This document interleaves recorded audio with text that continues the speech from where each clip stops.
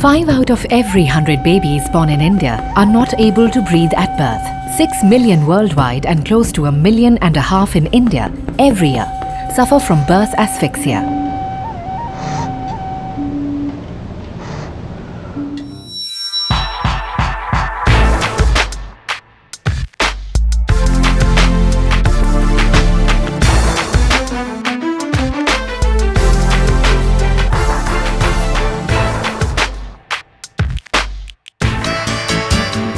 From the Indian capital city of New Delhi comes the story of a bilateral collaborative effort in biomedical research between India and the United States, helping many a newborn breathe for the very first time.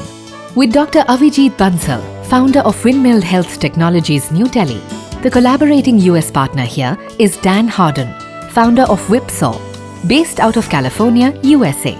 And Anurag Mairal, the project coordinator of Stanford Global Biodesign, California. The good news is that most of these babies can be saved by a process called resuscitation. Unfortunately, resuscitation is a very difficult procedure. Everywhere that resuscitation is done, it is associated with some bit of anxiety, chaos and confusion. It is so, largely because the current devices are too difficult to operate, takes too long to learn the skill, are not too efficient, and always require two trained professionals. A luxury in emergency situations for many a hospital and clinic across the world. 2 operators are required to give complete CPR. One person gives artificial breaths, the other person gives cardiac compressions. If 2 people are not available, there is no way such a baby can be saved. In other low-income countries, even one skilled person is hard to come by. Asking for 2 people becomes a bit too much. And the biggest difficulty is to create a seal between the face and the mask, so that there is no leakage of oxygen being given to the struggling baby. I have to hold the mask, I have to position the neck, I have to thrust the jaw.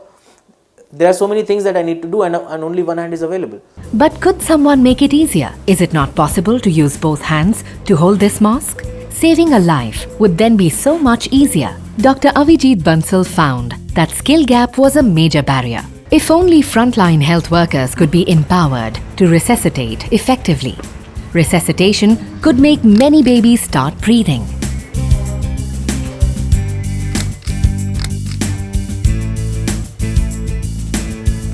That's the foot pedal, and we have tubings coming up into the mask.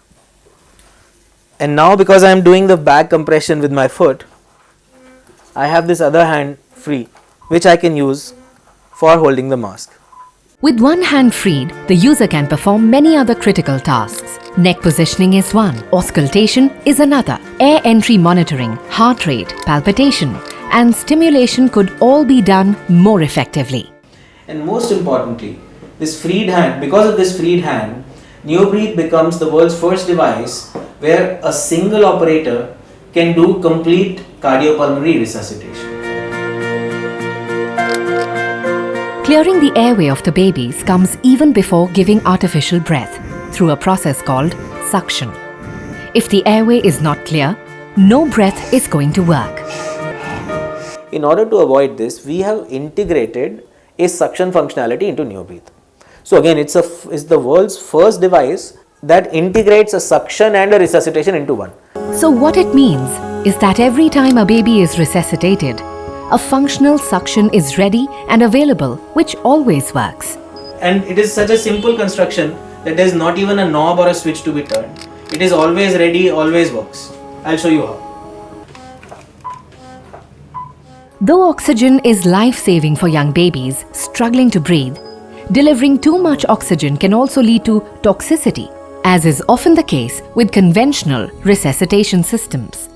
In Neobreathe, we have integrated a very simple mechanism which makes sure that we can broadly regulate the amount of oxygen that's being given to the baby.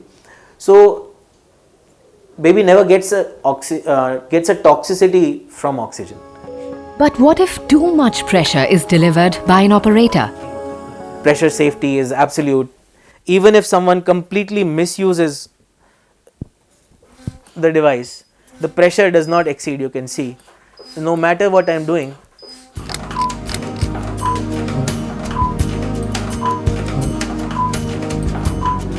Launched in December 2016, Neobreathe is ready for testing for CE mark approval. Neobreathe today is all set to go places. Being used in 10 states now, the numbers are growing steadily. The Institute of Child Health, Chennai, a national health mission facility in Madhya Pradesh, a medical college in Gujarat, and one large corporate hospital in Gurugram, close to New Delhi, among many others elsewhere, are happy to vouch for Neobreathe.